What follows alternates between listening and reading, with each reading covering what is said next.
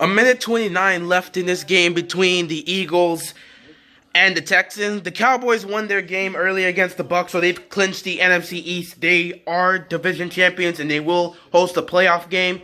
So, also, the Vikings won their game. So, if Philadelphia loses here, they're out of the playoffs. And I gotta say, man, if they need a field goal to win this game, they're down by 1. They got plenty of time. It's 3rd and 10, though, so you've got to find a way to convert this. But Nick Foles, man. Hold on. Let me see this pass real quick. Foles got time. First down. Hits Ertz wide open. First down. I gotta say this about Nick Foles, man. Nick Foles, honestly, he just works so much better for this team. He just represents the city of Philadelphia just so well. Just the city just beat up and takes all this crap, but at the end of the day, they just get up and just continue trucking. Heck, Nick Foles did it in this game. He got hit straight in the ribs on that throw he got on that third down throw he got for the first down. He was down for like 2 minutes. He got hit by Clown. He was down for 2 minutes and then got back up, sat out for a play, and then came back up. And now he's trying to lead them into field goal range, which they are at right now. So, like, I'm just looking at it. I love Carson Wentz, and of course, I'm not saying to get rid of Carson Wentz. Carson Wentz is more talented. Carson Wentz is supposed to be the future for this team. Although, now that he keeps getting injured, this is his second major injury that's keeping him out for probably the rest of the season. I don't know moving forward. If this guy keeps getting injured, I don't know if you can say he's your future quarterback. But, like, Carson Wentz got all this talent. But when you see Nick Foles come in, it just feels like the city of Philadelphia is just, they're just so wrapped around him, and they're just like he's their savior. With Carson Wentz, it sometimes feels like they don't deserve Carson Wentz and that he's out there doing it by himself. With Nick Foles, no matter what he does, oh my goodness, that's another first down by Sproles. But yeah, with Nick Foles, it just feels like no matter what he does, he can't do wrong. Like, he's just such a savior to this guy that the team plays better. The team rallies with him. It's just so crazy to think about that. You would think that this team would somehow be able, with Carson Wentz, you think they'd be able to rally around him. But, you know, they do, but it's just not the same with what they do with Nick Foles. Anyway, they're in the red zone. They're in the 19-yard line. There's 45 seconds left, and they're going to win this game. They're going to win this game. They're going to run the clock down. 40 seconds left in the game. All they got to do is run the ball. They got 2 timeouts, plenty of time. Just run the ball. Yep, they're just going to run the ball, waste the clock, and they're going to set up Jake Elliott for an easy field goal to win this game and keep their playoff hopes alive.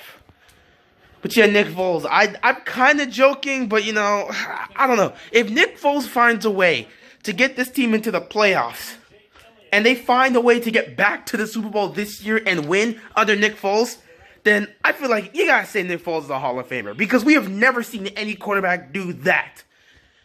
Like, it feels a little bit like what Kurt Warner did back in the day. If anyone, like, it feels like that in some cases. But for the Texans, also, they can't really let this happen, can they? You know, granted, Philadelphia did blow a 13-point lead, and the Texans did take the lead, but the Texans kept turning the ball over. I mean, fumbling the ball, giving opportunities, letting, what was it, a 92-yard touchdown from Foles to Nelson Aguilar. Like, how do you allow that play to happen? You don't do that. You can't allow plays like that to happen.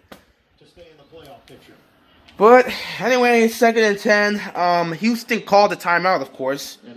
Just hoping for anything at this point. You gotta try and set your defense up, or maybe your special teams up to try and block this, because at this point they're at the 19-yard line. This would be the craziest way for Philadelphia's season to end if Jake Elliott misses this. Up. 5 seconds. 4, 3, 2. Up. 3 seconds. Timeout.